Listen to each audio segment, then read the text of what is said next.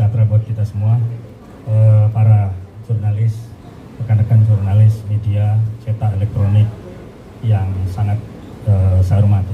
Karena bagaimanapun jurnalis adalah mitra dari para advokat. Ya, kita sama-sama memperjuangkan kebenaran dan keadilan.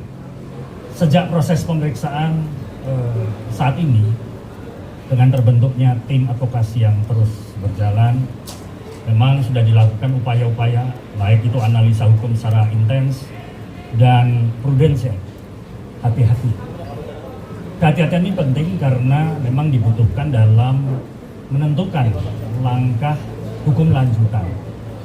Nah, kemudian juga kita berharap ini bukan seperti speedy proses, ya, prosesnya mau cepat dan terburu-buru, ya, apalagi proses ini menimbulkan legal debt dan gegabah yang tentu berdampak serius bagi penegakan hukum. Karena itu penegakan hukum yang dilakukan secara terburu-buru menurut hemat kami, dalam amatan kami selama ini, termasuk fakta-fakta yang teramati selama ini, ketidakhati-hatian dalam proses penegakan hukum ini akan berdampak merugikan para justiciable, para pencari keadilan yang tidak hanya beliau, mungkin saja siapapun yang memperjuangkan keadilannya berkaitan dengan proses semacam ini. Karena itu menjadikan indikasi penegakan hukum yang dilakukan adalah semacam penegakan hukum yang dipaksakan.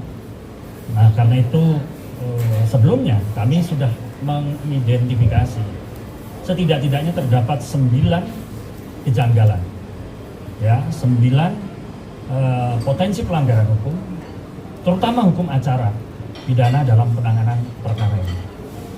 Maka melalui konferensi pers ini kami ingin menyampaikan secara jelas rencana strategi hukum lanjutan yang akan dilakukan.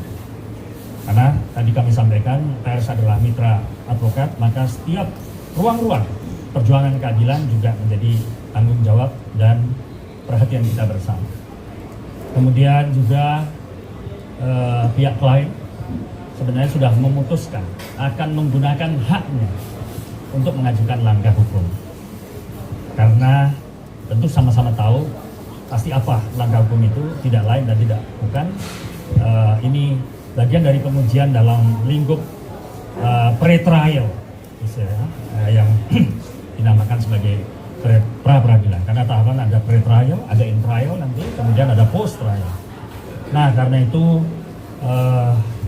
terhadap upaya paksa yang dilakukan terhadap klien kami, tentu dalam identifikasi kami ingin menguji, ya, validity atau keabsahan, termasuk autentikasinya, bahkan pelaksana proses hukum apakah memang sudah clear and clean, sudah sesuai dengan prinsip hukum acara pidana, ya, yang semangatnya beyond reasonable doubt, tidak boleh ada keraguan sedikit pun terhadap proses hukum yang berjalan sekarang. Kemudian kita tim advokat, ya, mengajukan 2 permohonan pra peradilan. Jadi ada 2 permohonan pra peradilan. Yang pertama, permohonan pertama terkait dengan upaya paksa, ya, yang dilakukan oleh Kejaksaan Agung Republik Indonesia dalam penetapan status tersangka, ya, dugaan tindak pidana pencucian uang dan upaya paksa penahanan. Itu yang pertama. Kemudian permohonan yang kedua terkait dengan upaya paksa status penetapan tersangka, ya, dalam dugaan tindak pidana korupsi dan pencucian uang, ya, serta penggeledahan dan penyitaan sebagai upaya paksa yang dilakukan oleh rekan dari kepolisian Polda Metro Jaya dalam hal ini atau Kortas Tindak Pidana Tipikor.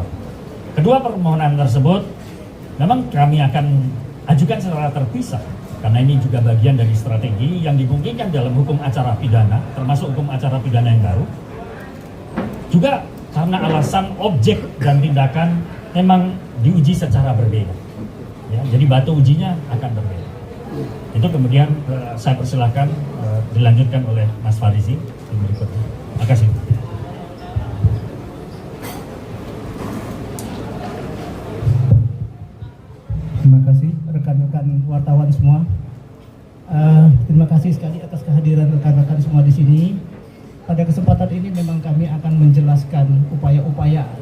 yang akan dilakukan oleh kami selaku tim kuasa hukum dari Bapak Febri Adriansyah. Di antaranya seperti dijelaskan kalau tadi senior kita Bang Firman dan Pak Febri. Saya akan sedikit menjelaskan kenapa ada dua permohonan. Ada dua permohonan rencananya ya, ini direncanakan ada dua permohonan untuk pra peradilan upaya hukum kita. Itu karena terkait ada dua, kita balik lagi kepada teorinya. Sekarang berdasarkan KUHP yang baru, ini yang bisa diajukan permohonan pra peradilan adalah atas upaya paksa, yang kami telah analisa secara bersama selama beberapa hari ini. Upaya paksa apa saja yang merupakan suatu yang kami anggap dan kami menilainya sebagai bagian dari ada penyimpangan-penyimpangan, sehingga kami kelompokkan kedua permohonan, yaitu upaya paksa yang dilakukan Kejaksaan Agung itu dalam penetapan dan penahanan, penetapan tersangka dalam perkara tindak pidana pencucian uang dan penahanan. Di sana kita melihat nuansa yang sangat besar adanya pelanggaran pasal 100 ayat 5 dari KUHP untuk upaya paksa penahanan.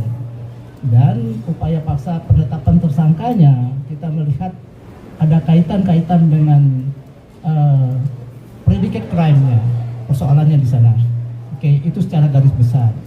Kemudian nanti juga ada yang kedua. Yang kedua itu adalah upaya paksa penggeledahan, penyitaan, dan penetapan tersangka di dalam perkara yang di sini yang sudah penetapan tersangka adalah terkait dengan penanganan perkara Asabri. Hal ini mungkin agak sedikit unik karena di sini mungkin akan jadi banyak termohonnya. Kurang lebih seperti itu kurang lebih. Ini ya, kali itu ya. Ada lagi?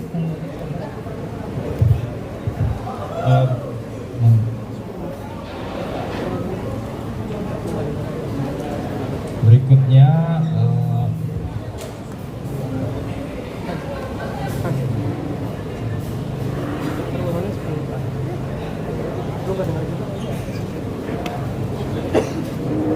dilanjut, dia ngomong dilanjut.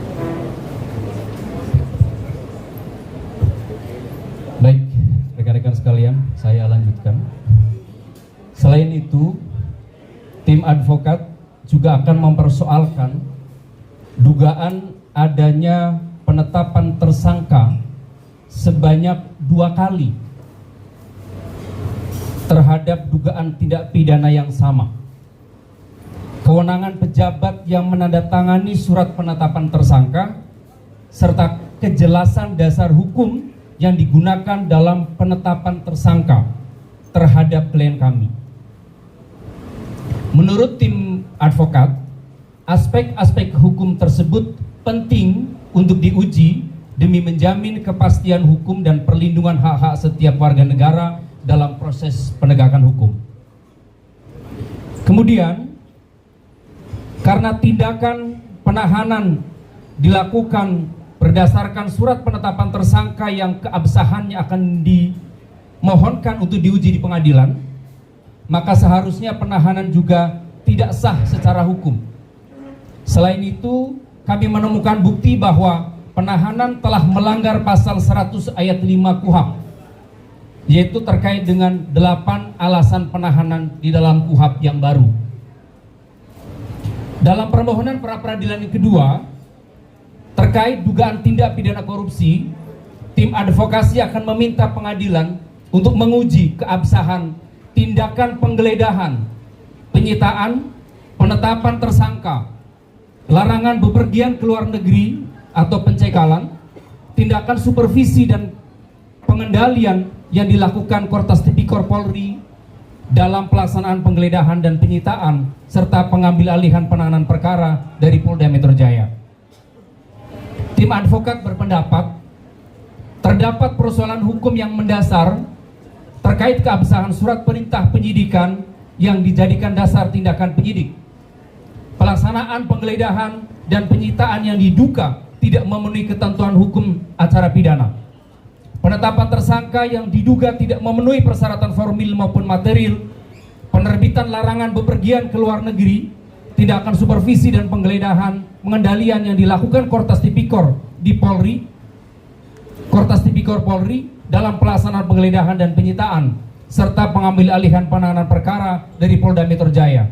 Seluruh tindakan tersebut akan dimohonkan untuk diuji keabsahannya melalui mekanisme pra-peradilan. Kami perlu tegaskan juga teman-teman media bahwa ada satu prinsip, tidak ada penegakan hukum yang benar apabila dimulai dari proses yang tidak benar. Substansi keadilan harus dibangun dari prosedur yang adil buat siapapun dia.